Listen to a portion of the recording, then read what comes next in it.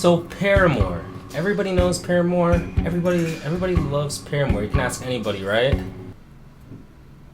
Yeah, you can ask anyone. Do you know Paramore? Who? Paramore. What is that? Alright, bad example. From where? So, From where? Don't worry. You already answered the question incorrect. I'm not gonna lie, I was kind of a late bloomer to Paramore. I mean, I would listen to the song Pressure growing up, but it wasn't this version. Tell me what our time went, and if it was. It was this version. Sober my Julian Zach. I played a lot of Sims 2. That was my jam, and so was that song. I did end up going to see them when they toured with Fall Out Boy in 2014.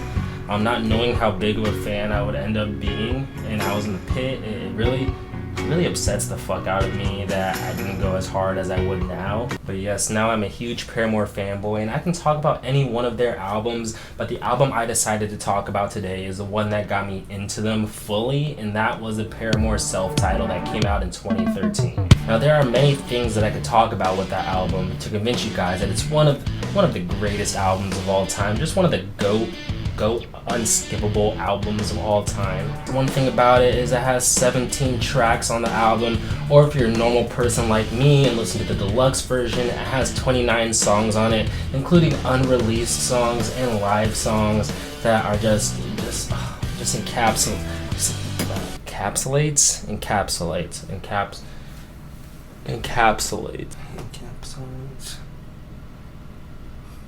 express the essential features of something succinctly enclose. So that is the correct word. It just sounds weird. Okay. Encapsulates everything that makes Paramore great, that makes Hayley Williams great. That's my favorite part about watching each of their shows, is that she just has so much fun performing each one of her songs, and the way she plays with the vocals of each one every time she performs it. You never get the same performance twice. Click on any one. I could talk about the fact that this was the first album where they made their first hard transition from pop punk more into a little bit more of the poppy scene. Not a bad thing at all. It's never a bad thing to watch an artist or a band that you enjoy transition. Sometimes it hits and you enjoy it. Sometimes it doesn't, but I'm not going to talk about that today. Another thing is the 3 perfectly placed interludes throughout the album that just every single time you hear the start of it, you know what song is about to play. You know it's going to be one of those interludes, and you never skip it. It's always so just like, why can't these songs be long? It's like one of the why does this song have to be so short?